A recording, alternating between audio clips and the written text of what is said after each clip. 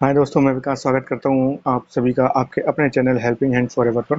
दोस्तों, ये जो दूसरा पार्ट मैं लेके आया हूँ पर्सनल फाइनेंस का, जैसे कि मैंने आपसे वादा किया था कि मैं एक पूरी सीरीज़ बनाऊँगा पर्सनल फाइनेंस पर। तो ये जो दूसरा एपिसोड आप इसे मान सकते हैं। तो अब यहाँ पे मैं आपको बताने जा रहा हूँ कि किस तरह जो है आप 50, 30 और 20 का जो फार्मूला मैंने अपने पिछले वीडियो में बताया था, और अगर आपने वो वीडियो नहीं देखा है तो आप उस वीडियो को देख सकते हैं। लिंक मैंने डिस्क्रिप्शन पे मेंशन कर दी है, तो आपको सारा समझ में आ जाएगा कि आगे मैं क्या बताने जा रहा हूँ। तो जैसे कि मैंने जो पिछले वीडियो में आपको बताया था कि किस तरह से आप 50, 30 एंड 20 यानी कि आपकी नीड्स, आपकी वांट्स और किस तरह से आप जो है इन्वेस्टमेंट को एक अच्छे तरीके से यूज़ कर सकते हैं। इस फार्मूले का यूज़ करके आप अपने पैसों को अच्छे तरह से मैनेज कर सकते हैं। पर दोस्तों, अब दूसरी चीज़ होती है, जैसे कि मैं यहाँ बताना चाहूँगा कि be a planner not a saver.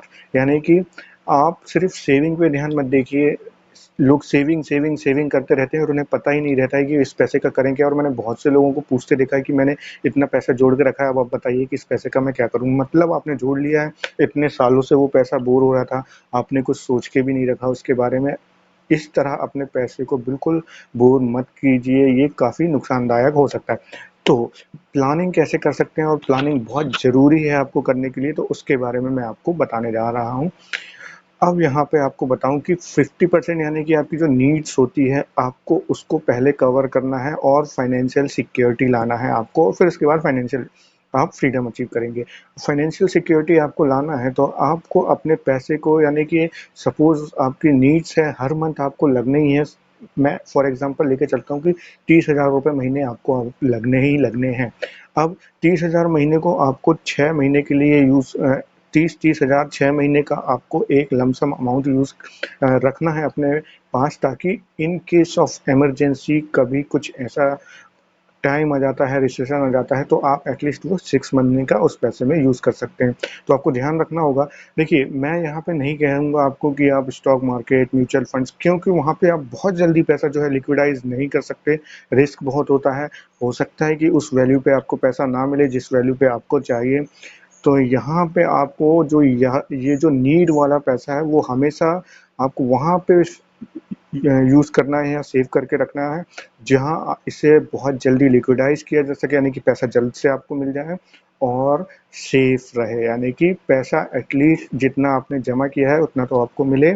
तो इसके लिए इंस्ट्रूमेंट्स आते हैं, वो आते हैं फिक्स्ड इनकम के इंस्ट्रूमेंट। जी हाँ, फिक्स्ड इनकम यानी कि जहाँ पे आपकी इनकम फिक्स्ड होती है, आपको एक प्रॉपर इंटरेस्ट रेट बता दिया जाता है, उस इंटरेस्ट रेट पे आपको पैसे मिलते हैं। तो यहाँ पे मैं बात करूँगा आरडी और एफडी की। इन दो के जरिए भी आप इन्हें पूरा कर सकते हैं। अब देखिए, अगर आप अभी-अभी आपने जॉब स्टार्ट की है और आपको अपना एक अच्छा फाइनेंशियल स्टेबिलिटी लाना है, तो आप क्या कर सकते हैं कि आपके पास लमसम अमाउंट नहीं है अभी, तो एफडी जो होती है वो लमसम अमाउंट के लिए होती है, और आरडी जो होती है यानी कि रिकरिंग डिपॉजिट होता है, वो आप मंथली ईएमआई यानी कि मंथली इंस्टॉलमेंट पे आप उसे चालू करते हैं। अब दोस्तों, यहाँ पे बहुत सारा जो है लोग डिबेट करते हैं कि एफडी अच्छा है, आरडी अच्छा है, एसआईपी अच्छा है या लमसम अमाउंट अच्छा है। एसआईपी और लमसम पे मैं अभी यहाँ पर आपको कुछ भी नहीं बोलूँगा, क्योंकि इसके बारे में मैं म्यूचुअल फंड्स को बताने के बाद ही चर्चा करेंगे, क्योंकि ये दोनों म्यूचुअल फंड में इन्वेस्टमेंट करने के काम आते हैं। अभी मैं बात करूँगा सिर्फ एफडी और आपका रिकरिंग डिपॉजिट की, मगर एसआईपी और जो आपका लमसम अमाउंट है उसे भी आप रिलेट करके देख सकते हैं। तो ये दोनों ही इंस्ट्रूमेंट, यानी कि आप चाहे एफडी करें या रिकरिंग डिपॉजिट करें, ये दोनों एक चीज़ पे डिपेंड करते हैं कि आपका कैश फ्लो कैसा है, आपके पास इनकम कितनी आई है या कितना पैसा है, और आप उसे कैसे खर्च करना चाहते हैं, प्लानिंग क्या है आपके बारे में। सिर्फ दोस्तों, ये चीज़ मायने रखती है। आपको ठीक है, थोड़ा बहुत जो है आपको फ़ायदे का अंतर रहता है कि एफडी में आपको इंटरेस्ट ज़्यादा मिल जाता है अमाउंट पे, रिकरिंग डिपॉजिट में आपको कम मिलेगा। बट मेन चीज़ डिपेंड करती है किस चीज़ का उपयोग आप करने में सक्षम हैं, बिल्कुल किसी भी परेशानी के बिना। तो जो चीज़ आप अच्छे से कर सकते हैं, आपको वो चीज़ चुननी है, ठीक है। अब जैसे आपके पास अगर फिलहाल में लमसम एक कॉर्पस है ही नहीं, तो आप कैसे फिक्स डिपॉजिट जमा कर दोगे? आपको पहले कॉर्पस जमा करना पड़ेगा। अगर आपके पास वो नहीं है, तो यहाँ पे आपकी आरडी काम में आती है, और आरडी जो है आपको एक इन्वेस्टमेंट की हैबिट डालना चाहती है। पहले तो मैं आपको अंतर बता दूं कि एफडी आरडी होते क्या है।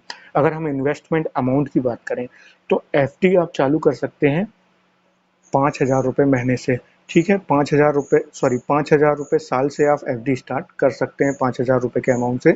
और यहाँ पर आपको बताऊं कि आरडी जो स्टार्ट होती है वो सिर्फ 500 रुपये मंथली इन्वेस्टमेंट के जरिए आप रिकरिंग डिपॉजिट चालू कर सकते हैं।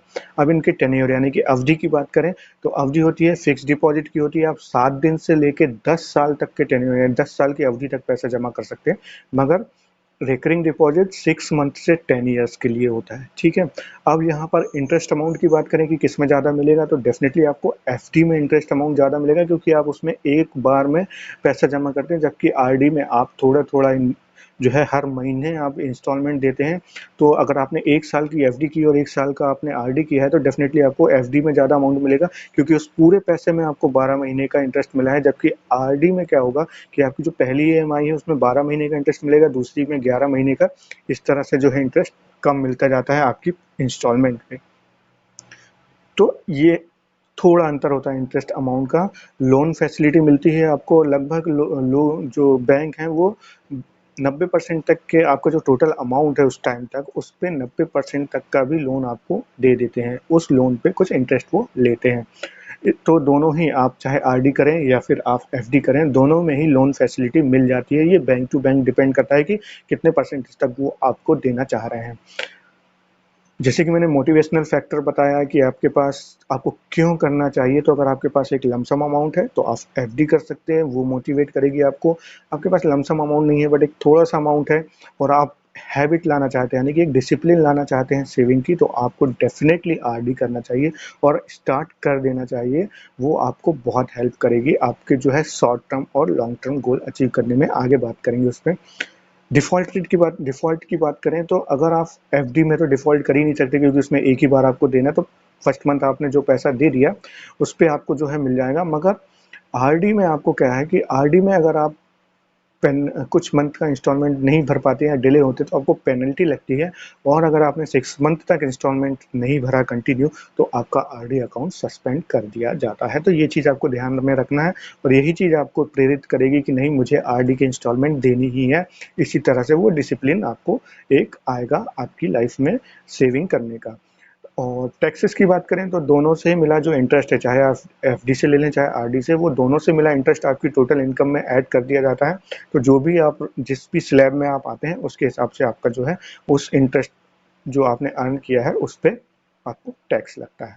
तो ये था दोनों में अंतर, और टैक्सेस तो दोनों के लिए सेम है।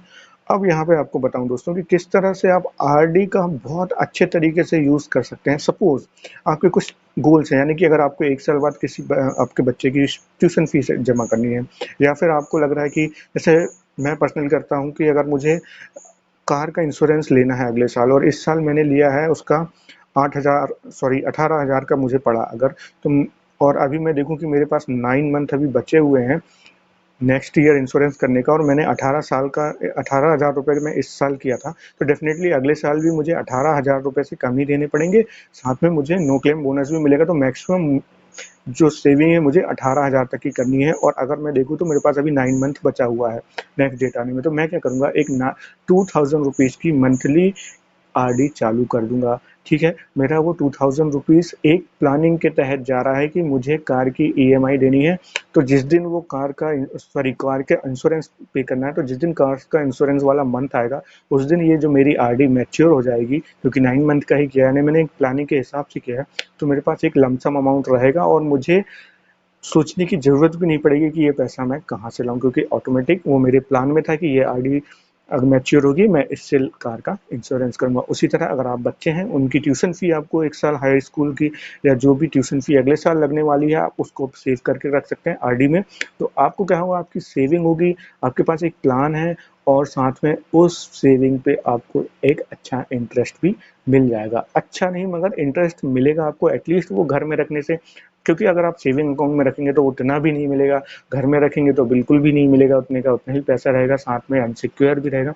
यहाँ पे आपका पैसा सेफ रहेगा और आपको एक फिक्स्ड इनकम का जरिया भी बन जाएगा कि इतने % का रिटर्न तो आपको वो देने ही वाले हैं।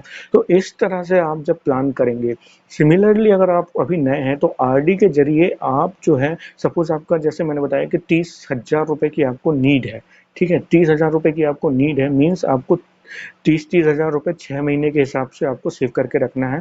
तो आप क्या करेंगे कि साल का जो है 12 महीने होते हैं, तो लगभग आपको 2,500 रुपए की, 2,500 से 3,000 रुपए की आपको एक आरडी चालू करनी पड़ेगी।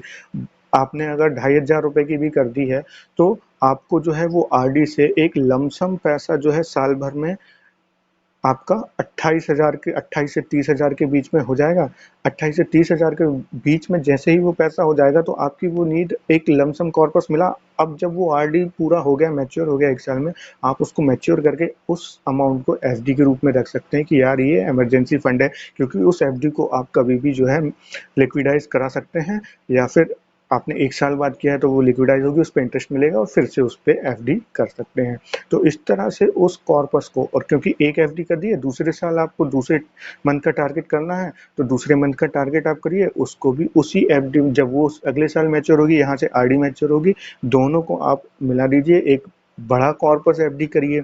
इस तरह से प्लानिंग वाइज गोल सेट करिए, आपके शॉर्ट टर्म और लॉन्ग टर्म गोल सेट करिए, उसके हिसाब से अपने पैसे का यूज़ करिए। तो जैसे कि मैंने कहा कि एफडी, आरडी, एसआईपी और लमसम को जो भी इन्वेस्टमेंट हैं, इंस्ट्रूमेंट्स हैं, ये सभी अपनी अपनी जगह पे बहुत अच्छे हैं। ये सब डिपेंड करता है कि आप किसका उपयोग करने में सक्षम है, आपका कैश फ्लो कैसा है, आपके पास मनी कैसी है, आपकी रिक्वायरमेंट क्या है। तो ये थी जानकारी दोस्तों। तो आशा करता हूँ ये वीडियो आपको पसंद आया होगा। अगर पसंद आया तो प्लीज़ लाइक कीजिए मेरे वीडियो को, सब्सक्राइब कीजिए मेरे चैनल को।